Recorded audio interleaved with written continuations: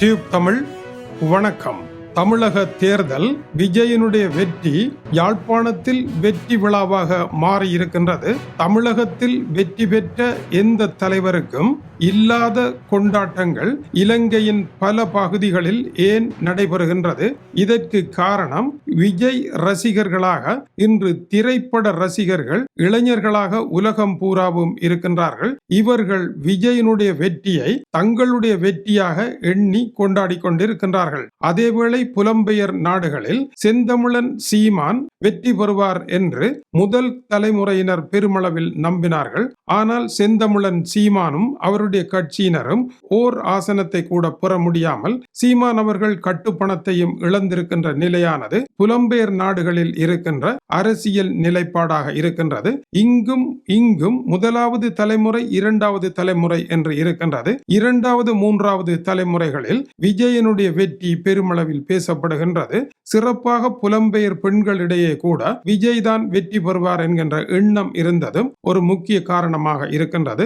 இலங்கை புலம்பெயர் நாடுகள் ஆகிய இரண்டு இடங்களிலும் விஜய்க்கு இருக்கின்ற செல்வாக்கு மற்ற தமிழக தலைவர்களுக்கு இல்லாமல் இருப்பதும் இந்த மக்களுடன் நெருங்கிய தொடர்பை வைத்திருந்த எம்.ஜி. ராமச்சந்திரன், மூனா கருணாநிதி போல மு.க. ஸ்டாலின், பழனிசாமி போன்றவர்கள் தங்களுடைய தொடர்புகளை பேணவில்லை என்பது கூர்ந்து கவனிக்கத்தக்கது.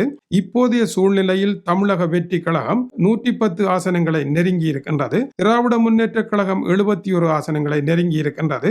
அதிமுக 53 ஆசனங்களை நெருங்கி இருக்கின்றது. இவைகள் இன்னமும் முடிவாகவில்லை. முடிவு வருகின்ற பொழுது மேலும் அதிகமாக இருக்கலாம். தமிழக வெற்றி கழகம் 118 ஆசனங்களை பெற்றால் தனியாக ஆட்சியை அமைக்கின்ற அறுதி பெரும்பான்மையை பெறும். அதை நோக்கி அந்த கட்சி நகர்ந்து கொண்டிருக்கின்றது. தமிழ்நாட்டினுடைய முதலமைச்சர் மு.க. ஸ்டாலின் அவர்கள் வி.எஸ். பாபு என்பவருடன் தோற்றிருக்கின்றார். யார் இந்த வி.எஸ். பாபு என்றால், இவர் தமிழக முதல்வர் மு.க. ஸ்டாலின் முன்னர் தேர்தலில் போட்டியிட்ட பொழுது அவருடைய வெற்றிக்காக பாடுபட்டு அவருடைய வெற்றி தந்திரங்களை எல்லாம் கற்றுக்கொண்டு அவரோடு இருந்தவர்.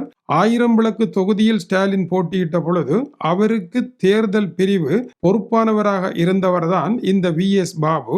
ஆனால் 2000 வாக்குகளில் மட்டுமே ஸ்டாலின் வெற்றி பெற்றதனால் இவருடைய தேர்தல் அணுகுமுறை சரியில்லை என்று இவர் தூக்கி வீசப்பட்டிருந்தார். பின்னர் அதிமுக சென்று அங்கும் தூக்கி வீசப்பட்டு கடைசியாக விஜய் இடம் வந்து இப்பொழுது மு.க. ஸ்டாலினை தோற்கடித்திருக்கின்றார். மு.க. ஸ்டாலின் எப்படி செயற்படுவார், அவருடைய திறமைகள் என்ன, அவர் எங்கெங்கு போவார் என்பதையெல்லாம் அறிந்து அங்கங்கு அவரை தடுத்து அவருடைய வெற்றியை தனதாக்கி இருக்கின்றார் வி.எஸ். பாபு என்பது சுவாரஸ்யமான விடயமாக இருக்கின்றது.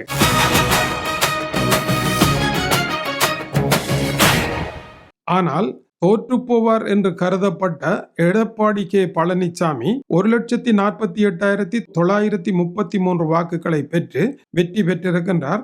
அதிமுகவின் கூட்டணி கட்சிகள் பல வெற்றி பெற்றிருக்கின்றன.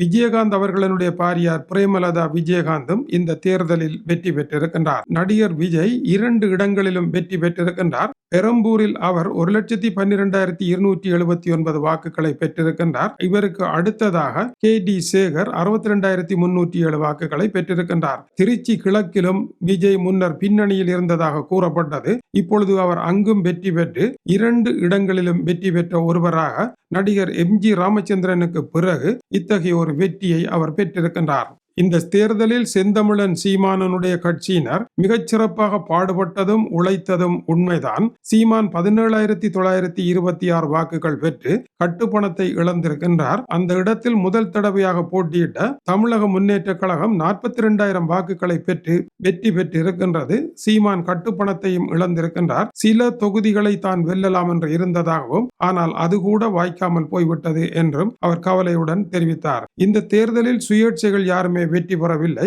அதுவும் முக்கியமான விடயமாகும். மயிலாப்பூரில் பாஜகவினுடைய கவர்னராக இருந்த தமிழிசை சவுந்தரராஜன் தோல்வியடைந்திருக்கின்றார். 32,328 வாக்குகள் இவருக்கு கிடைத்திருக்கின்றது. தோல்விக்கு பின்னர் இவர் கருத்துரைக்கின்ற பொழுது இப்பொழுது தமிழகத்தில் வீசுவது விஜய் அலையா இல்லை திமுக எதிர்ப்பலையா என்பது தனக்கு தெரியவில்லை என்று கூறினார். அதேவேளை திமுகவினுடைய கோட்டையாக இருப்பது சென்னை. இதற்குள் இருக்கின்ற 16 தொகுதிகளிலும் திமுக கோட்டை விட்டு இருப்பது மிகப்பெரிய வீழ்ச்சியாக இருக்கின்றது. தேசிய கட்சிகளாகிய காங்கிரஸ், பாஜக என்பன திமுக, அதிமுக போல அவர்களும் தூக்கி வீசப்பட்டிருக்கின்றார்கள். ராகுல் காந்தி காங்கிரஸ் கட்சிக்காக பிரச்சாரம் செய்த 6 இடங்களிலும் காங்கிரஸ் கட்சி தோல்வியடைந்து போய்விட்டது. இது தேசிய கட்சிகளினுடைய எதிர்காலம் கேள்விக்குறியாவதை காட்டுவதாக இருக்கின்றது.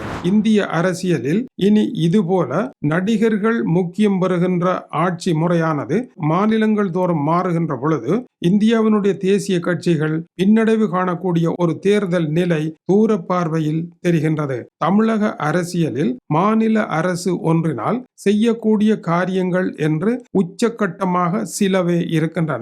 அந்த உச்சகட்டத்திற்குள் வேலை செய்கின்ற பொழுதே அந்த உச்சகட்டத்தை தாண்டி வேலை செய்வது மிகவும் கடினமானது. ஆனால் இன்றைய புதிய காலத்தை சரியாக பயன்படுத்தினால் ஒரு மாநில முதல்வராக இருப்பவர் சர்வதேச தலைமை பெறலாம். உதாரணமாக பிரான்சில் ஜக் சிராக், அவர் அந்த நாட்டினுடைய பாரிஸ் மாநகர மேயராக இருந்து உலக புகழ் பெற்ற தலைவராக மாறி இருக்கின்றார். உள்ளூராட்சி தலைவர்களாக இருந்தவர்களே உலக புகழ் பெற்றிருக்கின்ற பொழுது மாநிலத்தின் முதல்வராக இருந்த ஒருவர் உலக புகழ் பெற முடியாது என்று கூற முடியாது.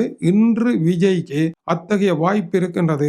இந்திய தலைவர்களில் உலக புகழ் பெறக்கூடிய அளவிற்கு ஒரு நட்சத்திர நிலை அவருக்கு இருப்பதனால் அவர் அதை பயன்படுத்தி மத்திய அரசுடன் இணைந்து சர்வதேச அரங்கில் முக்கியம் பெற வேண்டும் என்று வியூகங்களை வகுக்க போகின்றாரா, இல்லை தமிழக அரசியல் சகதிக்குள் அவரும் துளைந்து விட போகின்றாரா என்பதை அடுத்து வரும் 5 ஆண்டுகள் காட்டும். இருந்த பொழுதிலும் இன்றைய சமூக வலைத்தள காலம் விஜய்க்கு பல புதிய புத்துணர்ச்சிகளை கொடுப்பதற்கான வாய்ப்புகள் உண்டு.